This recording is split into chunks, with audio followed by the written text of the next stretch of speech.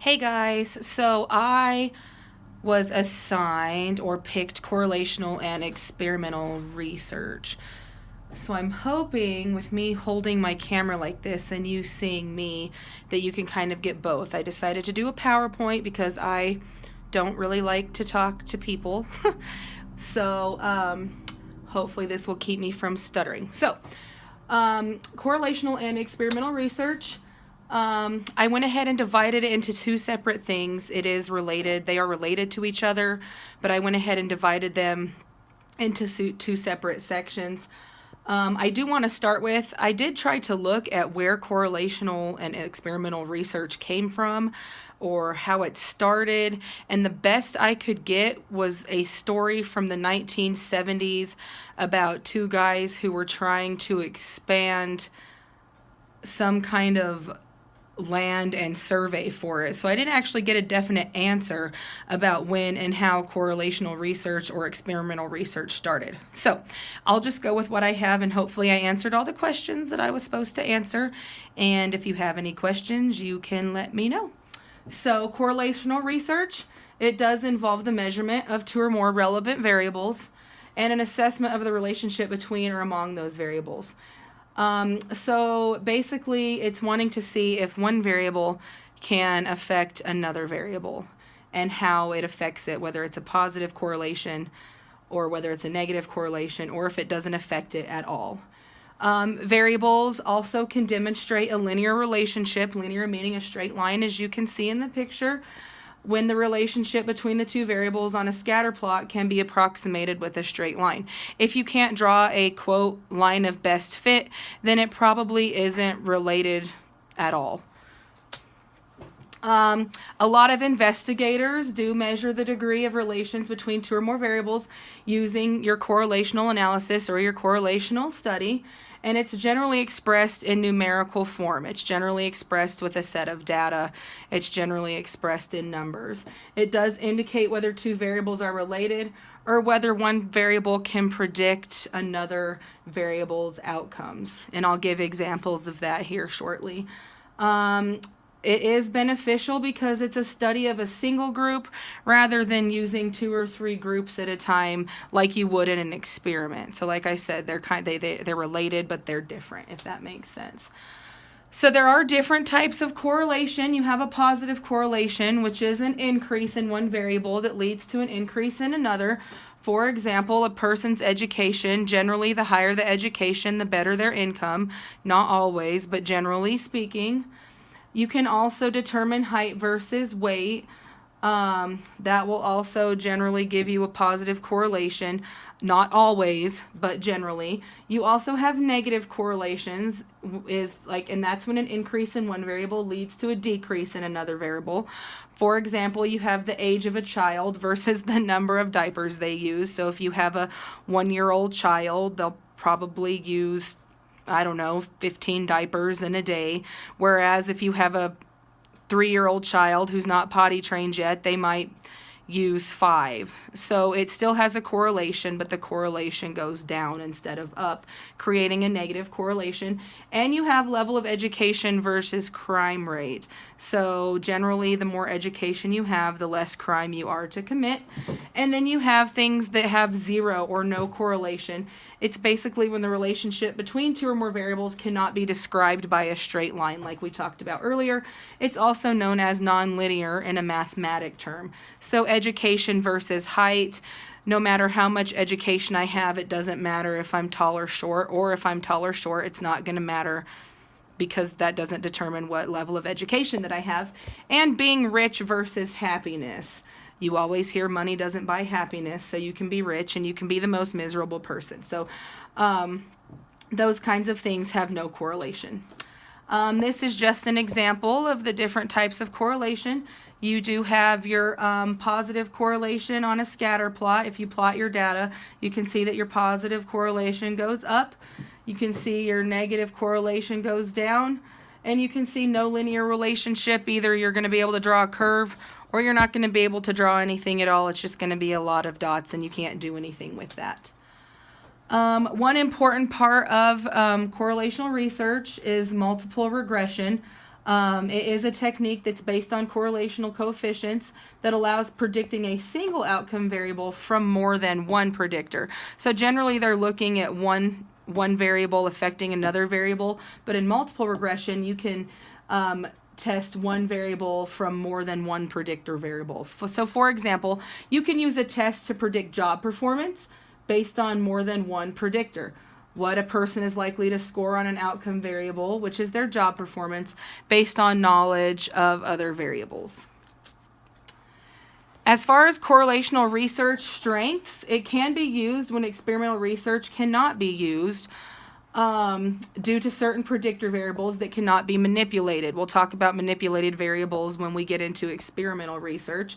It does allow the researchers to study behavior as it may occur in everyday life. It is generally done in a natural environment, so you're able to more see what variable can affect another variable based on the environment that they're in. And I'm particularly thinking about students' behavior just because that's what I do for a living. So what can trigger a student's behavior and how can we change that in order to get more positive behavior?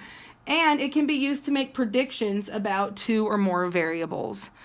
So if I eliminate one variable, maybe this other variable will increase or decrease or etc.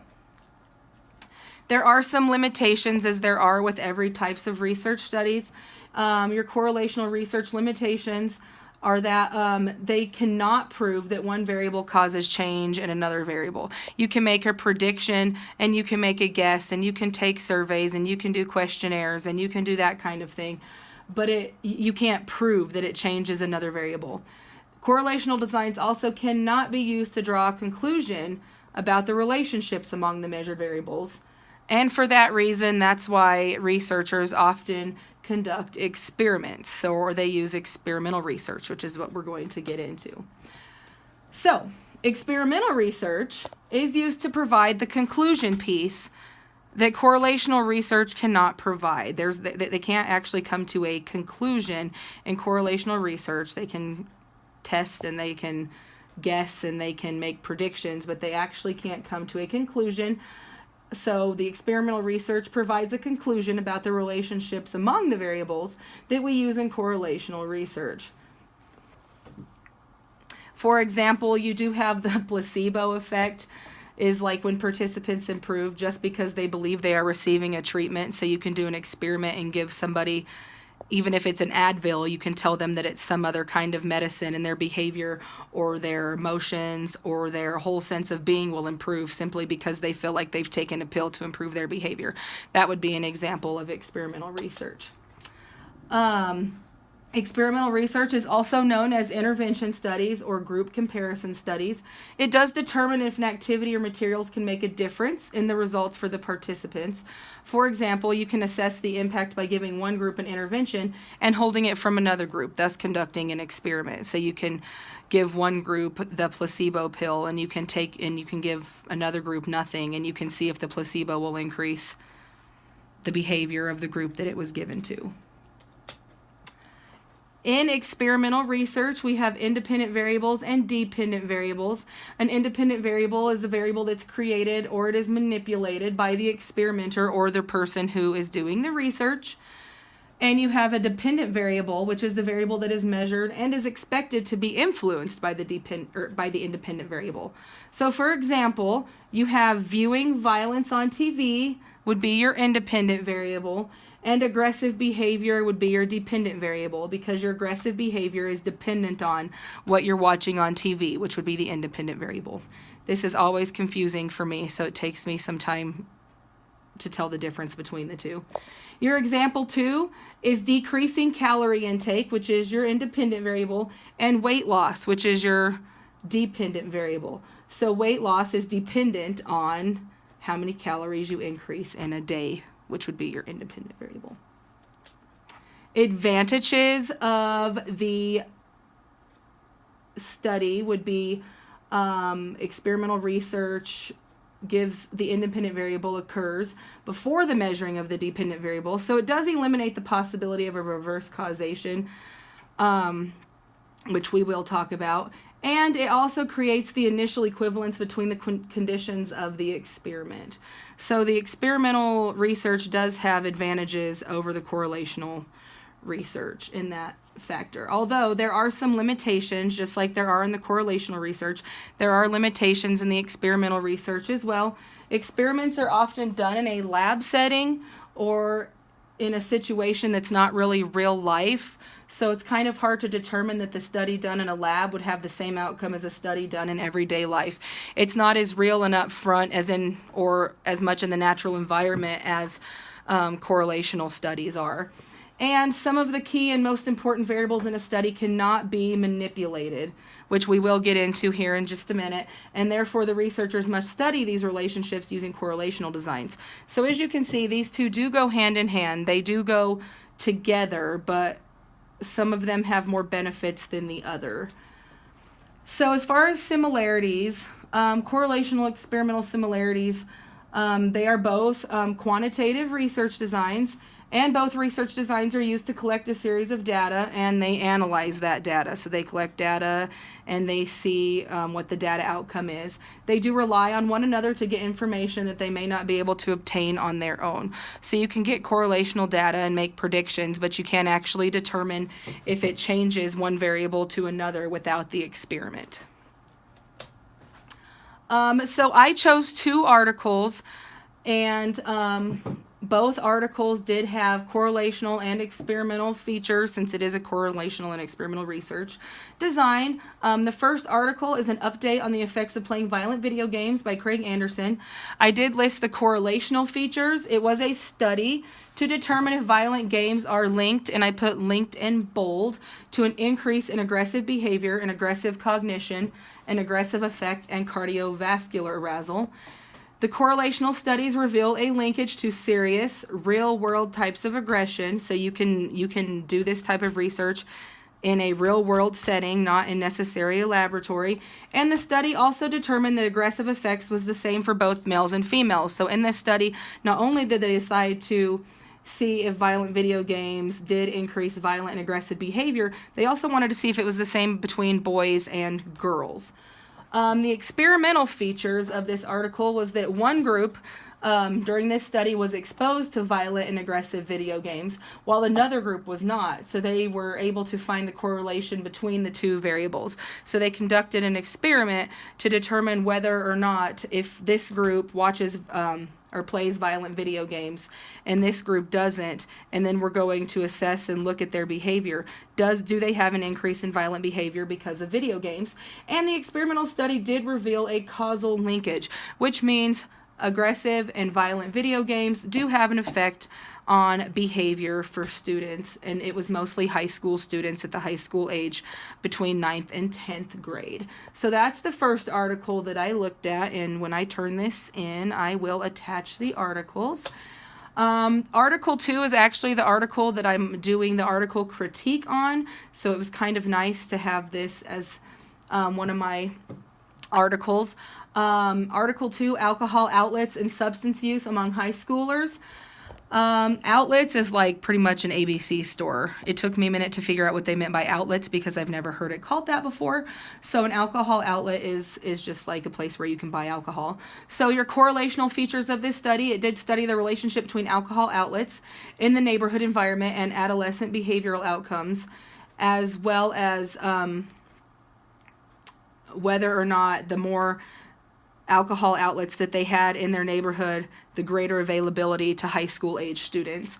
So it was one study sample. That was another correlational feature, is that it studied one group of people and not a multiple group of people. Studied 25,308 students from 58 high schools in 12 counties. It did indicate a positive correlation between alcohol outlets and perceived availability. So if you were to plot all the data from 25,000 students, the correlation would be in a positive line, because the more outlets they had, the more perceived availability they had. And it increased in alcohol outlets indicated an increase in alcohol, tobacco, and other drug use. And I did put a quick note in there that it did indicate a positive correlation as well. As far as experimental features, it studied the relationship of alcohol, tobacco, and other drug use among boys versus girls. So they did do the experiment on male versus female to see if that had any difference. They could make a hypothesis and see if, and they went ahead and did the experiment to see if that helped. And they used interviews with students who had alcohol outlets in the neighborhood environment and also those who don't, to determine if the outlet increases availability. So what they did was they gave surveys to students who had alcohol outlets available in their neighboring and environment, and they also gave surveys to those who don't, and they wanted to test to see if it increased availability as well as other drug use. So those were the two articles that I chose. I did want to go in, since correlational experimental are, linked but different, I did want to go in and just put a couple things in here about correlational research. It is closely related to experimental research. They are similar, but they do have identified differences, which we have talked about. They do not believe that the statistical relationship is a causal one, which means one thing doesn't cause another. So correlational research correlational research is not able to see that, and statistical relationship of interest is thought to be causal, but the researcher cannot manipulate the independent variable because it is impossible, impractical, or unethical.